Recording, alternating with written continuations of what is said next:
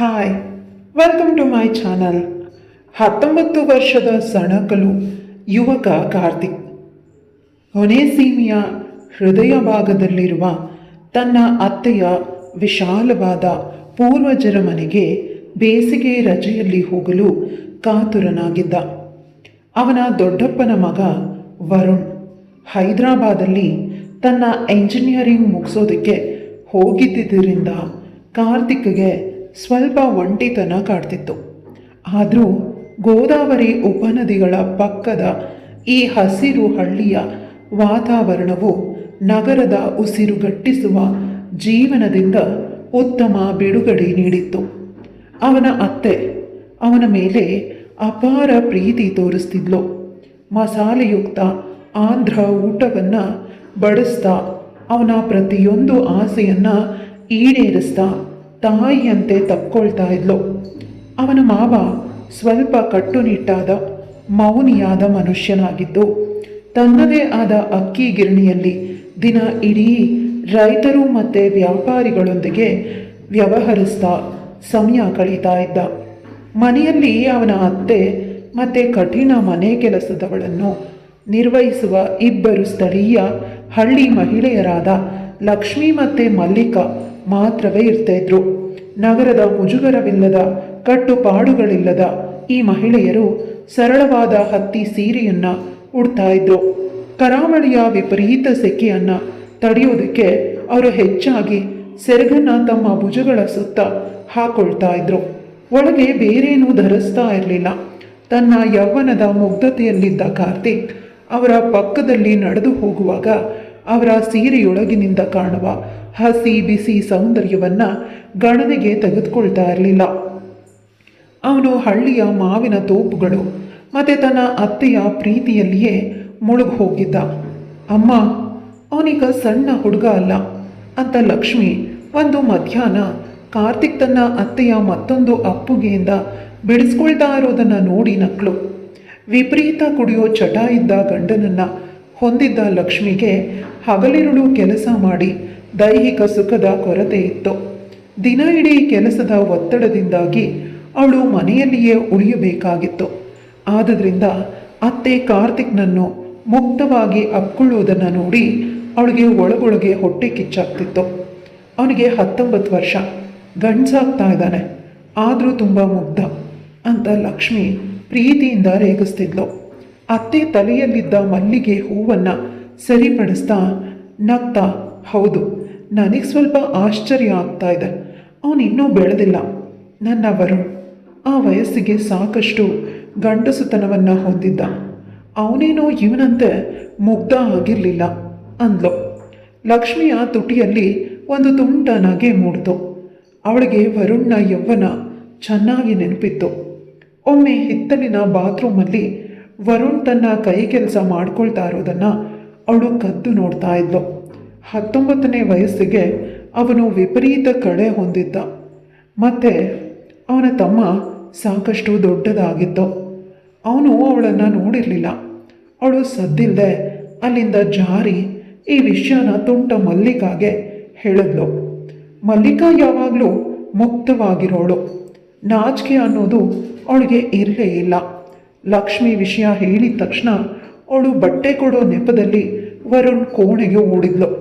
ಸ್ವಲ್ಪ ಹೊತ್ತಿನ ನಂತರ ಅವಳು ಕೋಣೆಯಿಂದ ಹೊರಬಂದಾಗ ಕೆನೆದಿಂದ ಬೆಕ್ಕಿನಂತೆ ಅವಳ ಮುಖದಲ್ಲಿ ತೃಪ್ತಿ ಎದ್ದು ಕಾಣಿಸ್ತಾ ಇತ್ತು. ಅವಳು ಕೇವಲ ವರುಣ್ಗೆ ಸಹಾಯ ಮಾಡಿದ್ದಾಗಿ ಹೇಳಿದ್ಲು. ಆದರೆ ಅವರಿಬ್ಬರ ನಡುವೆ ಅಲ್ಲಿ ಬಾಗಿಲಿನ ಹಿಂದೆ ದೊಡ್ಡ ಹಸಿ ಬಿಸಿ ಕೆಲಸವೇ ನಡೆದಿತ್ತು ಅಂತ ಲಕ್ಷ್ಮಿಗೆ ಬಲವಾದ ಅನುಮಾನ ಇತ್ತು.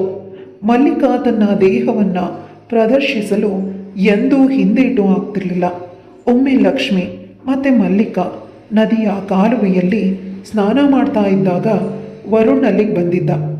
ಲಕ್ಷ್ಮಿ ನಾಚಿಕೆಯಿಂದ ಕಿರಿಚ್ಕೊಂಡು ನೀರೊಳಗೆ ಕುತ್ತಿಗೆವರೆಗೆ ಮುಳುಗಿದ್ರೆ ಮಲ್ಲಿಕಾ ಯಾವುದೇ ಮುಜುಗರ ಇಲ್ಲದೆ ಬಂಡೆ ಮೇಲೆ ಹಾಗೇನೆ ಕೂತು ತನ್ನ ಮೈಗೆ ಸಾಬೂನು ಹಚ್ಕೊಳ್ತಾ ವರುಣ್ನೊಂದಿಗೆ ಆಟ ಆಡ್ತಿದ್ಲು. ಕೊನೆಗವನು ಹೋದ ನಂತರ ಲಕ್ಷ್ಮಿ ನಡುತ್ತಾ ಹೊರಬಂದಾಗ, ಹೀಗೆ ನಾಚ್ಕೊಳ್ಳೋದು ಗಂಡಸರಿಗೆ ಆಮಿಷ ಒಡ್ಡೋ ಒಂದು ತಂತ್ರನ ಅಂತ ಮಲ್ಲಿಕಾ ರೇಗಿಸಿದ್ಲು.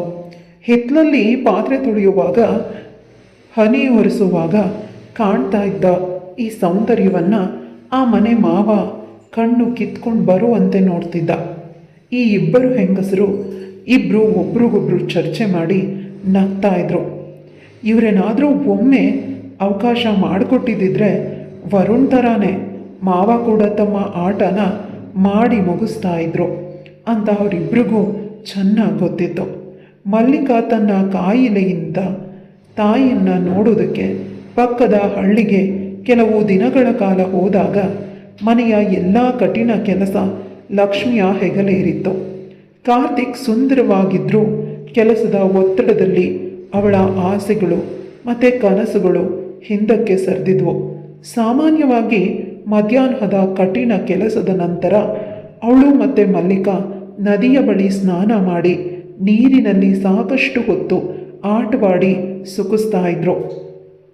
ಈಗವಳು ಒಬ್ಬಳೇ ಹೋಗಬೇಕಾಗಿತ್ತು, ಅದು ತಡವಾಗಿ.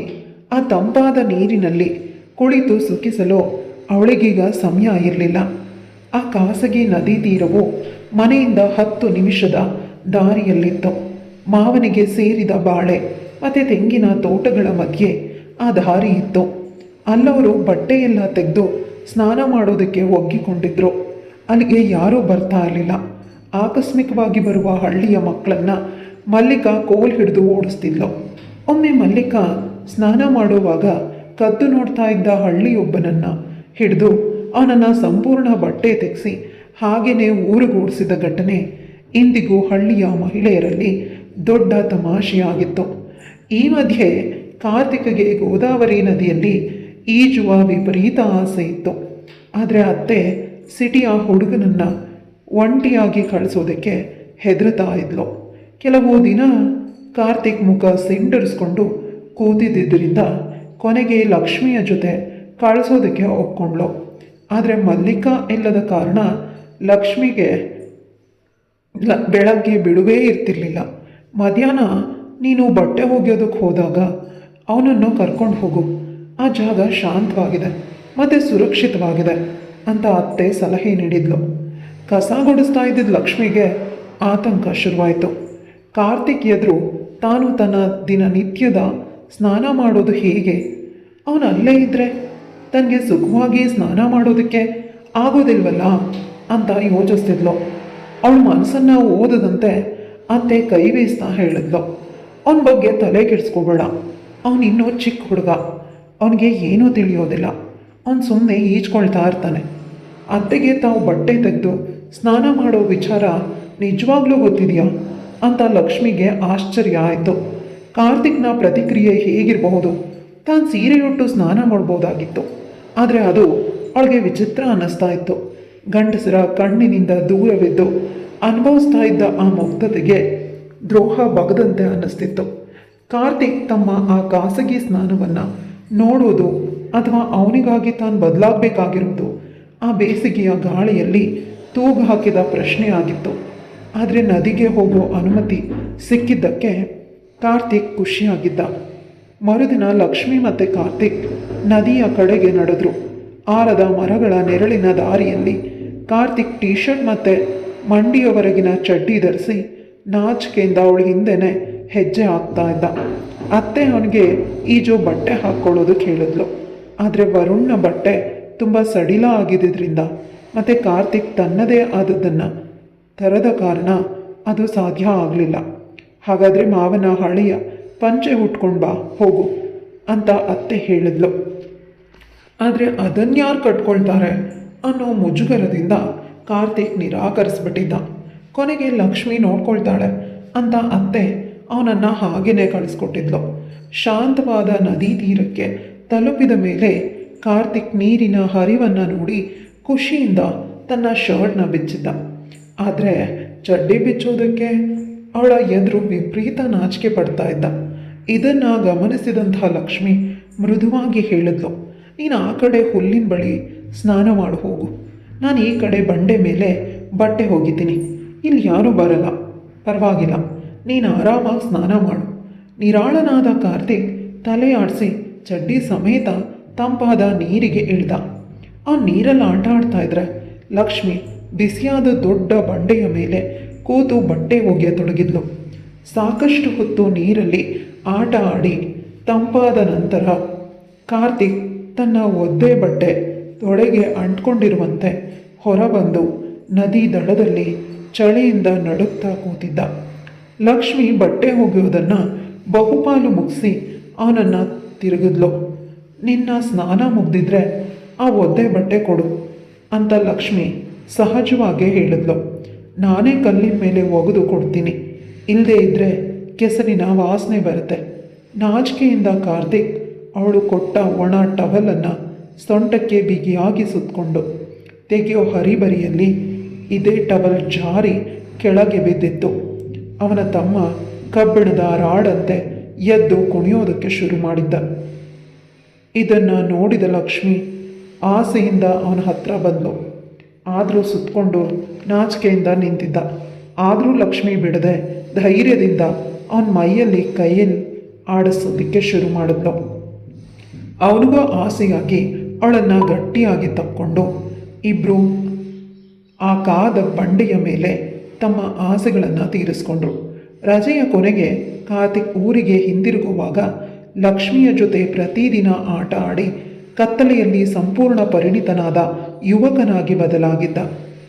ಆ ಮೊದಲ ದಿನದ ನಾಚಿಕೆಯ ಸಣಕಲು ಹುಡುಗ ಈಗ ಸಂಪೂರ್ಣ ಗಂಡಸಾಗಿದ್ದನು.